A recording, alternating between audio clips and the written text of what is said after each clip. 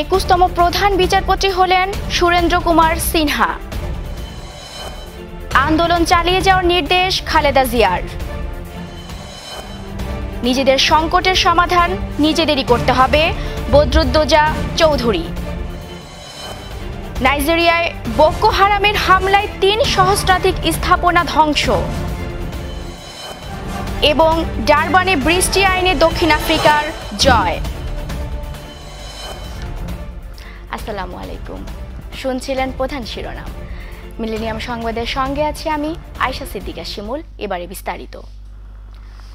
দেশের 21তম প্রধান বিচারপতি হিসেবে শপথ নিলেন আপিল বিভাগের জ্যেষ্ঠ বিচারপতি সুরেন্দ্র কুমার সিনহা। বঙ্গভবনে রাষ্ট্রপতি মোহাম্মদ আব্দুল হামিদ তাকে শপথ বাক্য পাঠ করান। সকালে বঙ্গভবনের দরবার হলে এ শপথ অনুষ্ঠানের আয়োজন করা হয়। এতে প্রধানমন্ত্রী শেখ হাসিনা, মন্ত্রিপরিষদের সদস্য, আপিল বিভাগ ও হাইকোর্টের বিচারপতিগণ সহ জ্যেষ্ঠ আইনজীবীরা উপস্থিত ছিলেন। নবনিযুক্ত প্রধান বিচারপতি এস.কে. সিনহা মোহাম্মদ মোজাম্মেল হোসেনের স্থলাভিষিক্ত হলেন। শপথ অনুষ্ঠান শেষে প্রতিক্রিয়ায় অ্যাটর্নি জেনারেল মাহবুবে আলম বলেন, এস.কে. সিনহাকে প্রধান বিচারপতি নিয়োগ দেওয়ার মধ্য দিয়ে প্রমাণ হলো বাংলাদেশ একটি অসাম্প্রদায়িক রাষ্ট্র।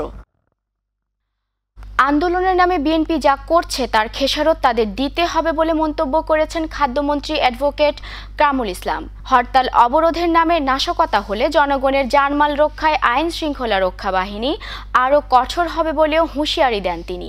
শনিবার সকালে ঢাকা রিপোর্টার্স ইউনিটে এক আলোচনা সভায় বক্তব্য রাখেন তিনি।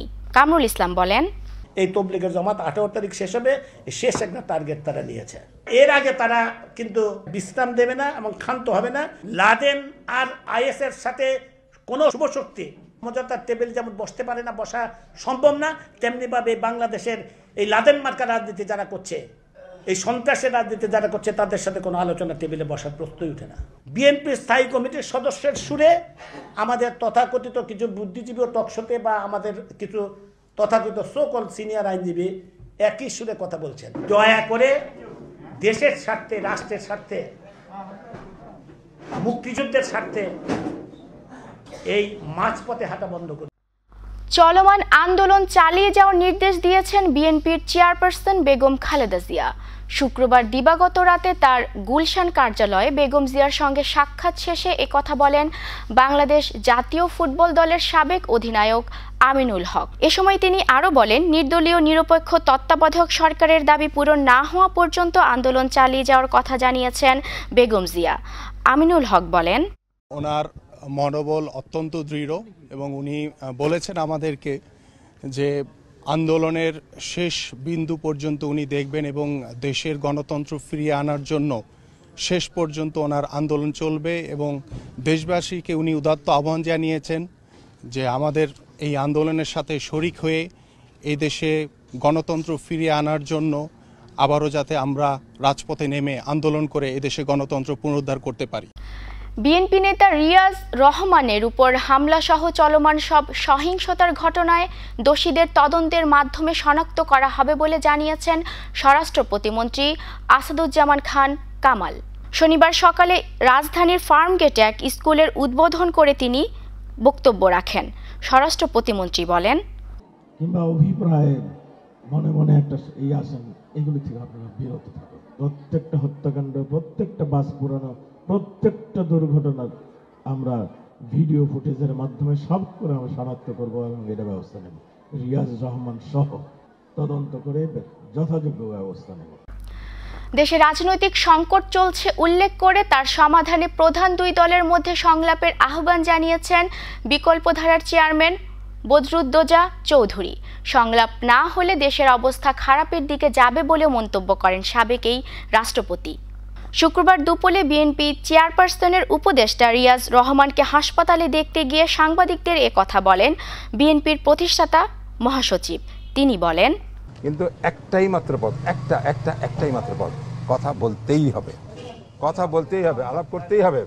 আপনারা এমনি কথা বলবেন না, আমি জানি না, আগে বলা উচিত না, কোন এক পর্যায়ে বিদেশিদের হস্তক্ষেপের পরে কথাবার্তা বলবেন, এটা দেশের জন্য লজ্জাজনক।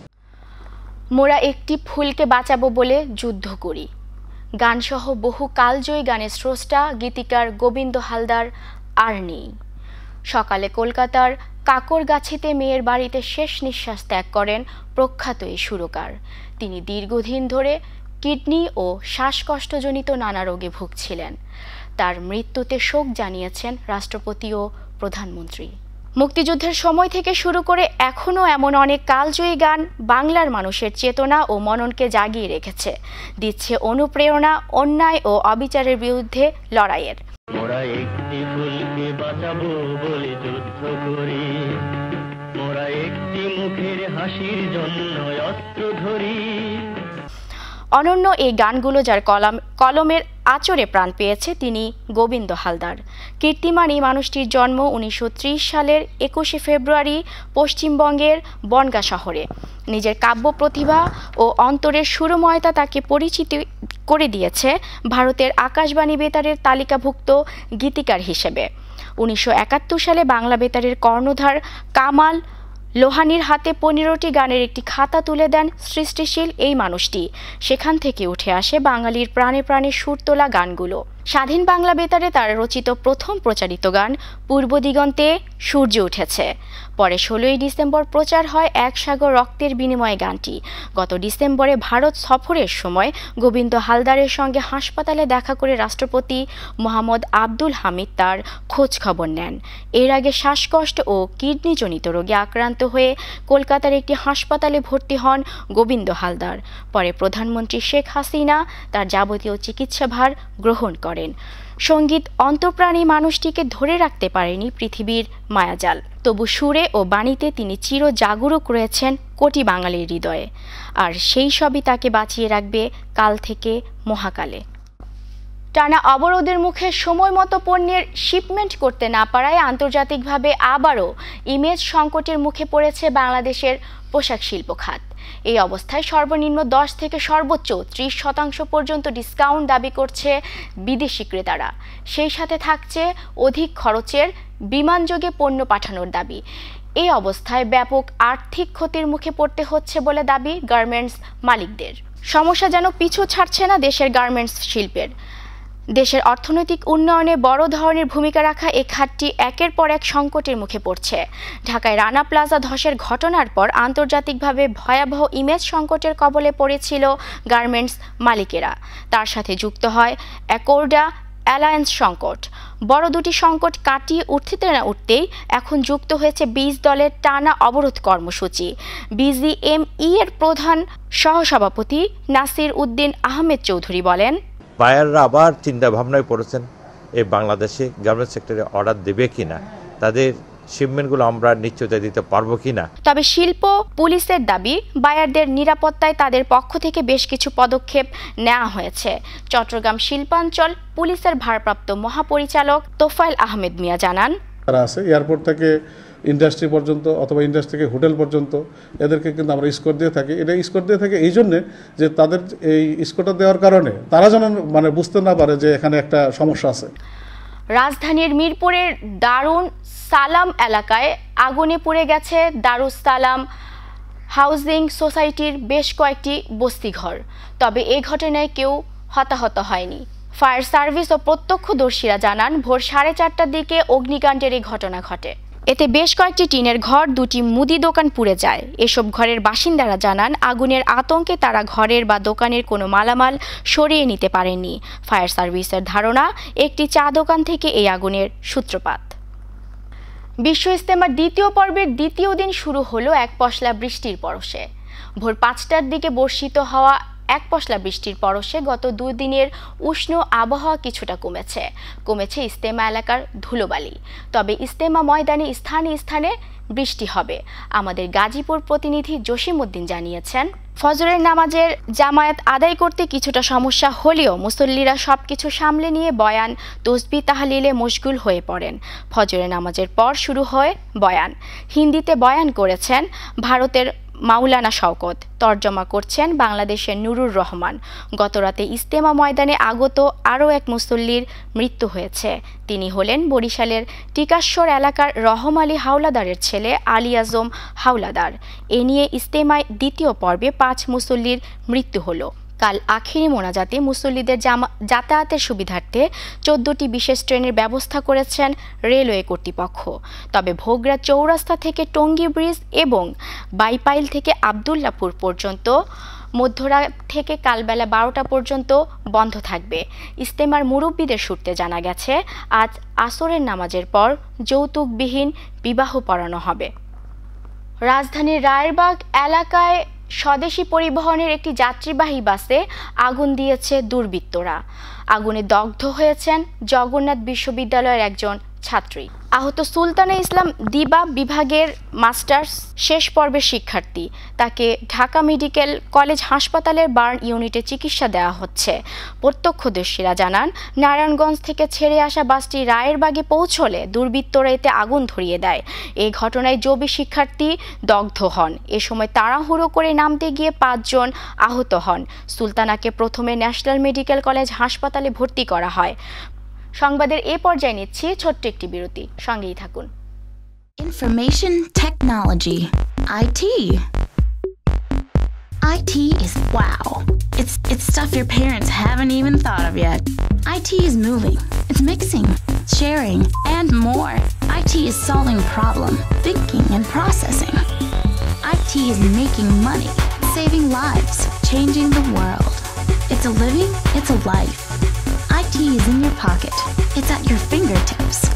It's here, there, and everywhere.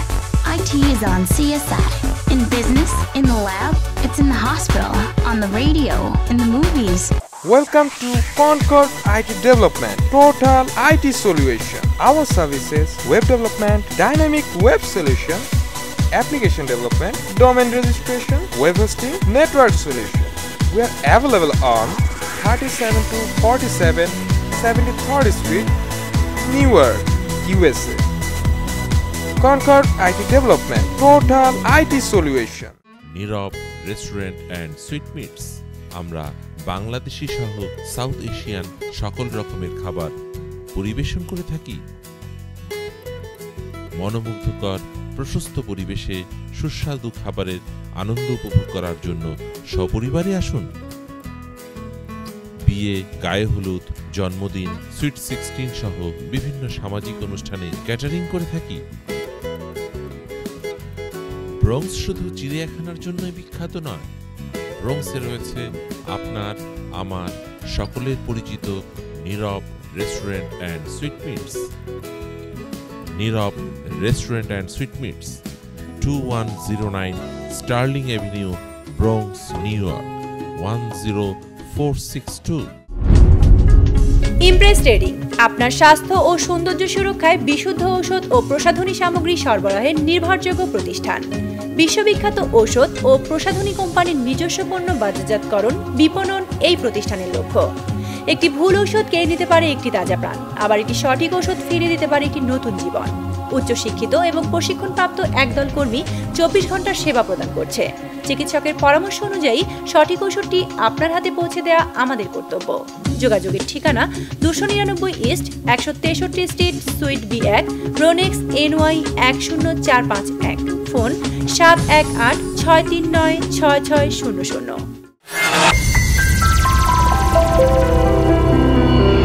Friends development, একটি স্বপ্নের ঠিকানা, একটি সুন্দর আবাসস্থল। ফ্রেন্ডস ডেভেলপমেন্ট আপনার স্বপ্নের বাস্তব রূপ দেয়। নতুন ডুপ্লেক্স, অ্যাপার্টমেন্ট, কমার্শিয়াল বিল্ডিং নির্মাণের জন্য নির্ভরযোগ্য একটি প্রতিষ্ঠান ফ্রেন্ডস ডেভেলপমেন্ট। অত্যাধুনিক ডিজাইন, সর্বশেষ প্রযুক্তির সমন্বয়ে আমাদের কর্মতৎপরতা কনক্রিট, সিমেন্ট আর ইস্পাতের মজবুত বন্ধনে গড়ে উঠুক আপনার বাড়ি।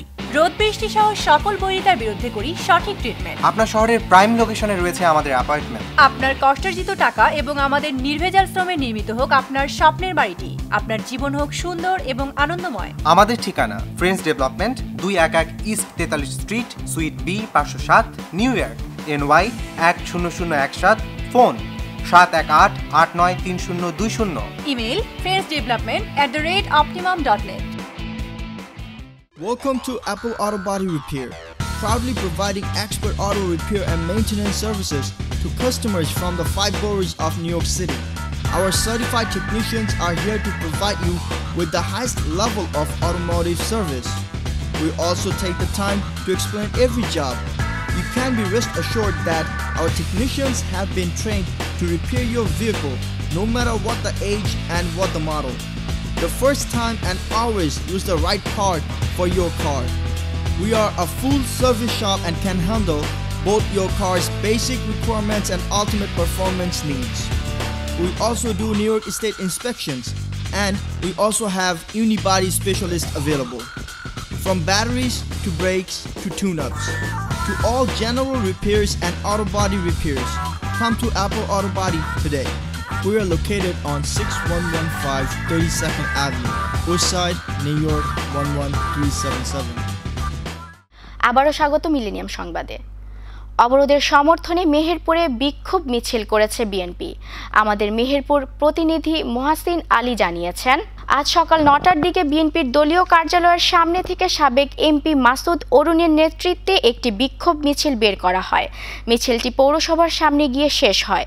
জেলা বিএনপির যুগ্ম সম্পাদক মাহবুবুর রহমান, পৌর বিএনপির সভাপতি জাহাঙ্গীর বিশ্বাস সহ বিএনপির নেতাকর্মীরা মিছিলে অংশ নেয়। কুমিল্লায় সংবাদ সম্মেলন করেছে হাজী আকম বাহাউদ্দিন সমর্থিত মহানগর যুবলীগ নেতা সাবেক জিএস আব্দুল্লাহ আল মাহমুদ শহীদ।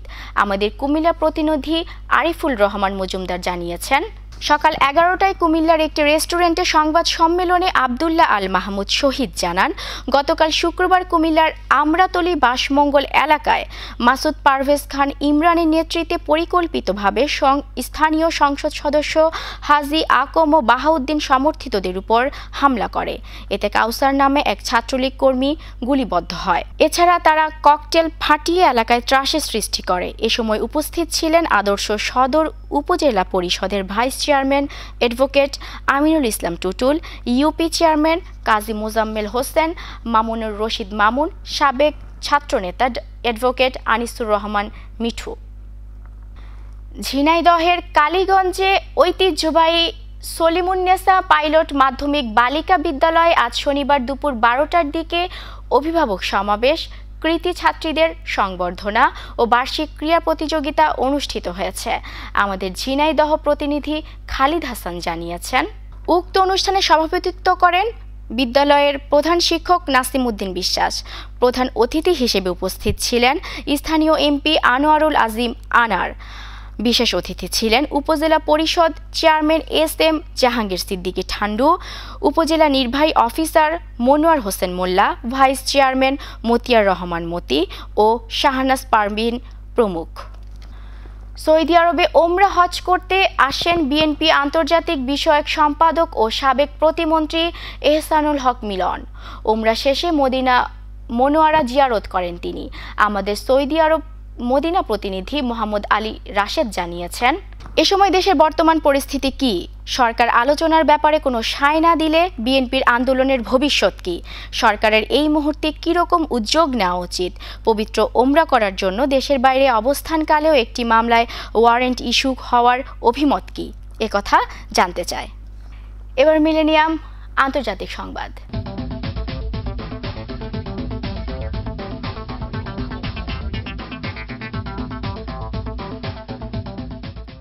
মাইলের পর মাইল এই ধ্বংসযজ্ঞই বলে দেয় কতটা ভয়াবহ সহিংসতার মধ্যে দিন কাটাচ্ছে নাইজেরিয়াবাসীরা। এ মাসের শুরুতে দেশটির উত্তর পূর্বাঞ্চলে বোকো হারামের সহিংসতা বহুগুণে বেড়ে যায়। গত 13 জানুয়ারি সামাজিক মাধ্যমে বাগা শহরে জঙ্গিদের হামলা ও পরদিন শহরটি তাদের দখলে নেয়ার খবর আসে। 8 জানুয়ারি গণমাধ্যমে বাগা শহরের 2000 অধিবাসীকে হত্যার খবর প্রকাশিত হলেও সরকারের পক্ষ থেকে মাত্র 150 মানুষ নিহত হওয়ার কথা বলে। বিষয়টি নিয়ে শুরু হয় বিতর্ক। এরই ধারাবাহিকতায় বৃহস্পতিবার নাইজেরিয়ার উত্তর পূর্বাঞ্চলে জঙ্গি হামলা পরবর্তী একটি স্যাটেলাইট ছবি প্রকাশ করা হয়। ছবি থেকে বোঝা যায় বাগা ও ডোরন বাগা শহরে মাত্র 3-4 দিনে 3500-এরও বেশি জায়গায় ধ্বংসযজ্ঞ চালায় বোকো হারাম। নির্দিষ্ট করে হতাহতের বিষয়ে কিছু কিছু বলা না হলেও অ্যামনেস্টি ইন্টারন্যাশনাল জানিয়েছে এ মাসে নাইজেরিয়ায় জঙ্গি হামলায় নিহতের সংখ্যা অতীতের যে কোনো সময়ের চেয়ে অনেক বেশি। 2002 সালে পশ্চিমা শিক্ষা ব্যবস্থার বিরোধিতা করে নাইজেরিয়ায় বোকো হারামের উত্থান হলেও বর্তমানে ইসলাম প্রতিষ্ঠার নামে ভয়াবহ ধ্বংসযজ্ঞ চালিয়ে যাচ্ছে জঙ্গি গোষ্ঠীটি। এই অবস্থায় জঙ্গি বিরোধী লড়াইয়ে নিজস্ব সামরিক বাহিনীর সক্ষমতা যথেষ্ট নয় উল্লেখ করে বহির্বিশ্বের সহযোগিতা চেয়েছে নাইজেরিয়া সরকার। এবার মিলেনিয়াম খেলার সংবাদ।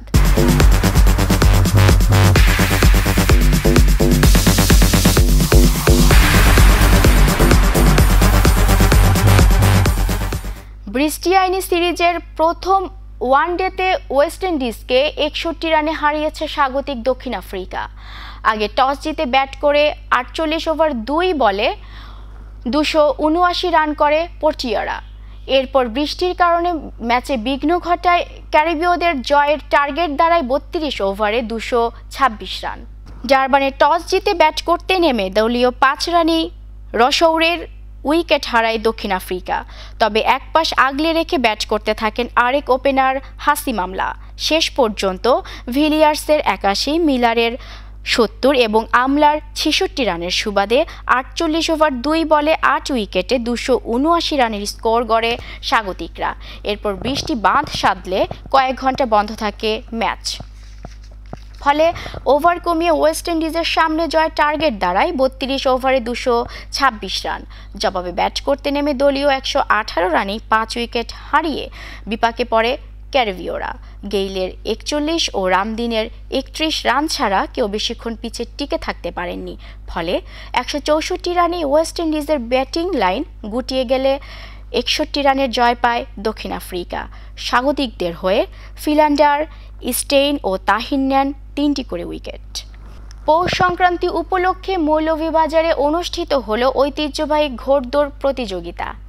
আর এই ঘোড়দৌড় উপভোগ করতে হাজার হাজার দর্শনার্থীদের মিলন মেলায় পরিণত হয় মৌলভীবাজারের বটতল মাঠ।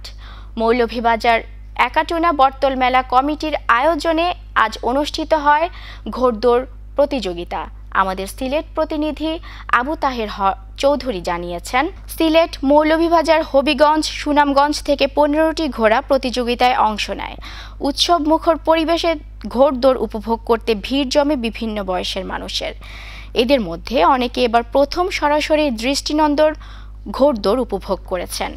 পর্যায়ক্রমে 5টি রাউন্ডে দৌড়ের মাধ্যমে বাছাই করে চূড়ান্ত প্রতিযোগিতা অনুষ্ঠিত হয়। তুমুল উত্তেজনাপূর্ণ দৌড়ে প্রথম স্থান অর্জন করে বিশ্বনাথ উপজেলার পাওয়ার হর্স, আর দ্বিতীয় স্থান অর্জন করে বিয়ানীবাজার উপজেলার টাইগার এবং তৃতীয় স্থান অর্জন করে নবীগঞ্জ উপজেলার জামিল বাদশা নামক ঘোড়া। চূড়ান্ত প্রতিযোগিতা শেষে একাটুনা ইউনিয়ন চেয়ারম্যান আবু সুফিয়ানের সভাপতিত্বে প্রধান অতিথি জেলা প্রশাসক কামরুল হাসান ও বিশেষ অতিথি পুলিশ সুপার তোফায়েল আহমেদ বিজয়ীদের হাতে পুরস্কার তুলে দেন। এদিকে পৌষ সংক্রান্তি উপলক্ষে বটতলা মাঠের একপাশে বসেছে মেলা। সেখানে ঘোড়দৌড় দেখতে আসা দর্শনার্থীরা প্রয়োজনীয় কেনাকাটাও করেছেন। সংবাদ শেষ করার আগে শিরোনামগুলো জানিয়ে দেব আরেকবার। 21তম প্রধান বিচারপতি হলেন সুরেন্দ্র কুমার সিনহা। আন্দোলন চালিয়ে যাওয়ার নির্দেশ খালেদা জিয়ার। নিজেদের সংকটের সমাধান নিজেদেরই করতে হবে, বদরুদ্দোজা চৌধুরী। নাইজেরিয়ায় বোকো হারামের হামলায় 3 সহস্রাধিক স্থাপনা ধ্বংস।